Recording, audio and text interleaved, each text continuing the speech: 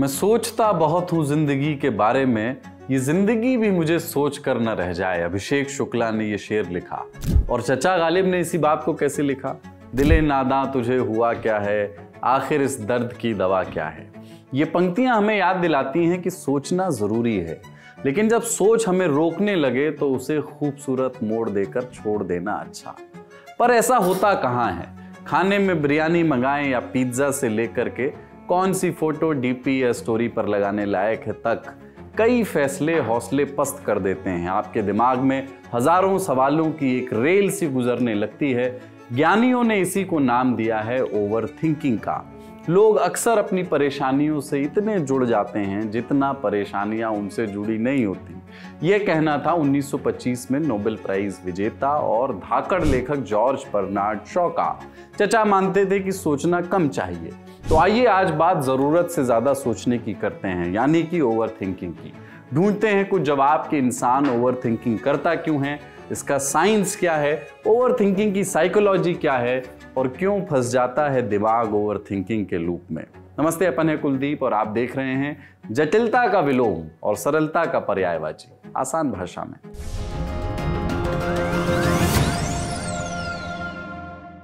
हाल में आई India over thinking report को ही ले लीजिए। ये सर्वे YouGov और सेंटर फ्रेश की पार्टनरशिप में हुआ।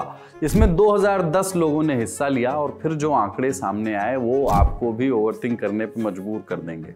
माने वही काम जिसमें आप परफेक्ट हैं। 81% भारतीय, 81% भारतीय हर रोज ओवरथिंक करते हैं। बात चाहे हरे रंग वाली माचा टी ऑर्डर करने की हो या किसी को गिफ्ट देने की। इसलिए 63% लोगों को नेता चुनने से ज्यादा मुश्किल काम लगता है डिनर का ऑर्डर देना। 5 दिसंबर 2023 को हार्वर्ड बिजनेस रिव्यू में a simple way to make better decisions नाम के एक आर्टिकल छपा। मोटे तौर पर इसमें यह बताया गया कि एक इंसान हर दिन औसतन 33,000 से 35,000 तक डिसीजंस लेता है। सुबह अलार्म बंद करने से लेकर के रात को अलार्म लगाने तक की सारी झंझटें इसमें शामिल हैं और यही पैदा करते हैं हमारे दिमाग में हजारों सवाल। हार्वर्ड बिजनेस रिव्यू के हिसाब से ओवरथिंकिंग के 3 रूप हो सकते हैं। पहला है रूमिनेशन, यानी अतीत की घटनाओं पर, पास्ट की घटनाओं पर बार बार सोचना और उसके लूप में फंसे रहना कि आपका ब्रेन आपको बार बार पास्ट में ले जाए। दूसरा है फ्यूचर ट्रिपिंग, यानी अपनी कल्पना में अगर ये हुआ तो, ये होगा तो जैसे सवाल गढ़ते रहना, यानी कल का सोच करके आज को खराब करना। और तीसरा और आखिरी है ओवर एनालाइजिंग। ये तब होता है जब आप किसी चीज पर जरूरत से ज्यादा, एक ही चीज पर जरूरत से ज्यादा सोचने लगते हैं। इसे समझने के लिए इंडिया ओवरथिंकिंग रिपोर्ट को ही देखिए। इसके हिसाब से 56% को डर है कि अगर उनकी सर्च हिस्ट्री लीक हो गई तो लोग उनको जज करेंगे। यह आपके उस डर जैसा है कि साहब इंस्टा स्क्रॉल करते हुए गलती से टच स्क्रीन गलत जगह पर लाइक वाइक दबाए आए तो सभ्य समाज में आपकी फीड देखने लायक नहीं बचेगी। तो समझते हैं कि दिमाग के किन तारों की छेड़छाड़ से शुरू होती है ओवरथिंकिंग, मतलब इसके पीछे की बायोलॉजी। हमारा दिमाग एक सुपर कंप्यूटर की तरह है, लेकिन जब हम जरूरत से ज्यादा सोचने लगते हैं तो ये सिस्टम ओवरलोड हो जाता है। इसमें 3 हिस्से ओवरथिंकिंग की जिम्मेदारी निभाते हैं। पहला है प्रीफ्रंटल कॉर्टेक्स, अपने ये ब्रेन का ही आगे का हिस्सा होता है। फैसले और प्लानिंग में ये मदद करता है और ये हर विकल्प के प्रोज एंड कॉन्स नापता है, इसके फायदे क्या हैं, नुकसान क्या है और भविष्य के लिए प्लान करता है। तो ओवरथिंकिंग में ये हिस्सा हर छोटी बड़ी चीज पर फैसला लेने में उलझ जाता है। इसके बाद दूसरा हिस्सा है अमिगडाला, बादाम के आकार का छोटा सा पार्ट होता है जो लिम्बिक सिस्टम का हिस्सा है। लिम्बिक सिस्टम को आप ऐसे समझिए कि ये दिमाग के बीचों बीच होता है और इसका काम है इमोशंस को समझना। एमिगडाला को डर और इमरजेंसी सेंटर कहा जाता है। यहाँ हर चीज को खतरा मानकर स्वयं को, अपने आप को अलर्ट कर देने का इसका काम है। जब हम बार बार सोचते हैं तो ये हिस्सा लगातार एक्टिव रहता है। तीसरा है हिपोकैम्पस, यानी हमारी याददाश्त का मेन केयर टेकर। ये पुरानी यादों और अनुभवों को खंगालता है और दिमाग को बार बार वही पुराने सीन दिखाता है। इन हिस्सों का साथ देता है शरीर में चल रहा केमिकल लोचा, यानी जब भी आप ओवरथिंकिंग शुरू करते हैं तो शरीर कुछ हार्मोन्स रिलीज करता है जैसे कॉर्टिसोल और डोपामाइन। लगे हाथ इन्हें भी समझ लेते हैं। ओवरथिंकिंग के प्रोसेस में शरीर कॉर्टिसोल हार्मोन छोड़ता है, इसे स्ट्रेस हार्मोन भी कहा जाता है। कॉर्टिसोल हार्मोन संकट के समय एनर्जी, ऊर्जा दे करके आपको सतर्क रखता है। ऐसे समझिए कि स्कूल में एक साथी से आपकी गुत्थम गुत्था हो गई और आप कूट दिए गए, साथियों ने लड़ाई रुकवा करके कॉम्प्रो भी करवा दिया, लेकिन आपके मन में अभी भी उस तमाचे की बेइज्जती गूंज रही है। अब आपका दिमाग गैंग्स ऑफ वासेपुर वाला प्लान बनाना शुरू करता है कि कैसे लेना है बेइज्जती का बदला, और यहां काम आती है फैंटास्टिक रियलिटी एबिलिटी यानी इमेजिनेशन वाली पावर। आप सोचते हैं कि अगले दिन आकर के कुछ ऐसा कर देंगे कि लड़ाई में हुई बेइज्जती का बदला मिल जाएगा और आप हीरो बन जाएंगे। इसी कारण गर्लफ्रेंड बॉयफ्रेंड से बहस के बाद सारे सैवेज रिप्लाईज बाद में सूझते हैं। बाद में ही समझ आता है कि रॉन्ग डायरेक्शन से आती हुई एसयूवी वाले को तेरे बाप की सड़क है का असली जवाब क्या देना चाहिए था। तो frontiersin.org नाम की एक वेबसाइट है, साइंस से जुड़े पेपर्स को पब्लिश करती है। इसमें using imagination in response to stress and uncertainty in the time of कोविड-19 नाम से एक रिसर्च छपी थी। इसमें बताया गया कि मुश्किल और ट्रॉमा वाले समय में लोग इमेजिनेशन का इस्तेमाल करके अपने मन को शांत करते हैं। ये भी ओवरथिंकिंग का ही एक पार्ट है। एक और हार्मोन है जो ओवरथिंकिंग के समय आग में घी का काम करता है, वो है डोपामाइन।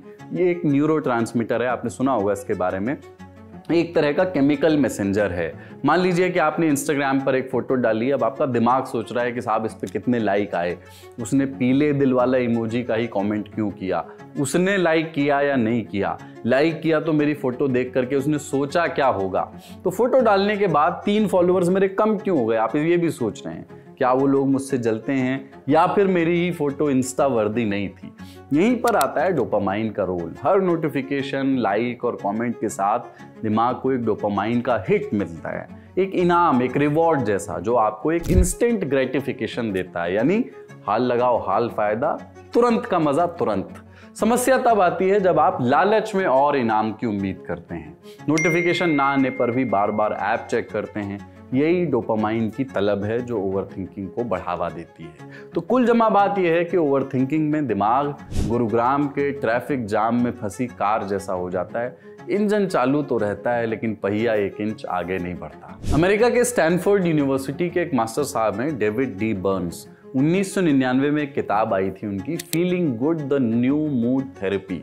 ये किताब बताती है कि ओवरथिंकिंग अक्सर नकारात्मक सोच यानी नेगेटिव थिंकिंग का परिणाम है। हम बुरे से बुराई सोचते हैं, जैसे कल सुबह 4 बजे ट्रेन हो और अलार्म सेट कर दिया, घर में जगा देने की घोषणा भी सबसे कर दी, अब सोने की तैयारी में बेड पर तो आ गए हैं लेकिन आंखों में नींद नहीं आ रही, घंटों रील भी देख ली और सवाल आता है मन में कि अगर ट्रेन छूट गई कल की तो क्या होगा। यही है अगर और मगर की लड़ाई। इस सर्वे में यह सामने आया है कि ऐसा करने वाले आप अकेले नहीं हैं। हर 3 में से 1 इंसान अगली कहानी अपने दिमाग में लिख रहा होता है, बिल्कुल धूम पिक्चर के उदय चोपड़ा जैसे। इससे होता क्या है कि अगर चीजें उल्टी हो जाती हैं तो हमारा सेल्फ कॉन्फिडेंस रसातल में जा पहुंचता है, जिसे जेनजी ने बीटी कहा है, बैड ट्रिप। साफ है कि दुनिया भर में ओवरथिंकिंग को हॉबी मानने वाले हर जगह हैं, यानी दुनिया में ओवरथिंकिंग के हॉबी देओल का मेला लगा है।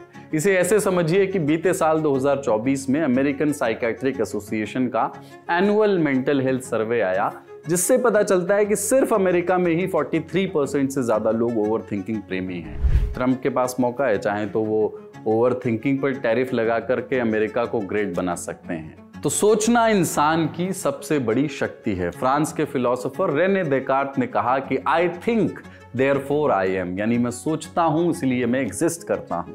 सोचने की ताकत ही हमें होने का एहसास कराती है। रुलाया मुझको होने ने, न मैं होता तो न रोता, न ओवरथिंक करता। सेंटर फ्रिश की इंडिया ओवरथिंकिंग रिपोर्ट ये कहती है कि 76% लोग ईमेल बार बार लिखते हैं, डिलीट करते हैं और उसको सही करने की कोशिश करते हैं। हथेली पर तुम्हारा नाम लिखते हैं, मिटाते हैं। ये वही डिसीजन पैरालिसिस है जिसने ब्रेग्जिट रेफरेंडम कराया, यानी ईयू से ब्रिटेन का घर निकाला हुआ। और 2020 के यूएस प्रेसिडेंशियल इलेक्शंस अगर आपको याद हो तो उसके नतीजों को सरप्राइज में बदल दिया था। जब ऑप्शंस ज्यादा होते हैं तो लोग चूज करने के बजाय फ्रीज कर जाते हैं। फर्ज करिए कि ऑफिस आते ही बॉस का ईमेल आए, we need to talk.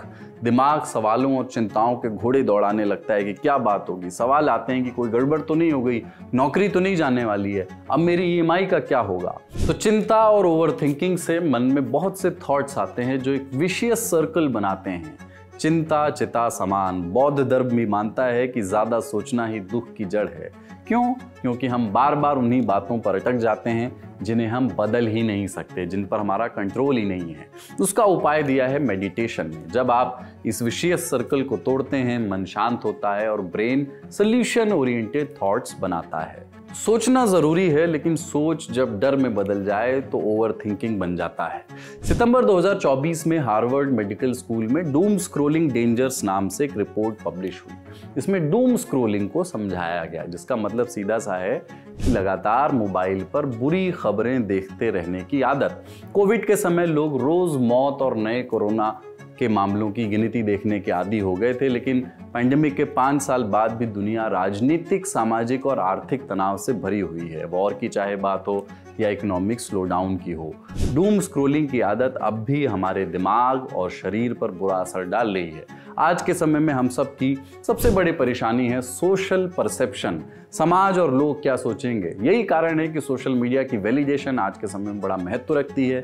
Instagram या फेसबुक पर फोटो डालते ही एक तरह की बेचैनी शुरू हो जाती है। हमारा पूरा ध्यान लाइक्स और कमेंट्स के वैलिडेशन की तरफ हो जाता है।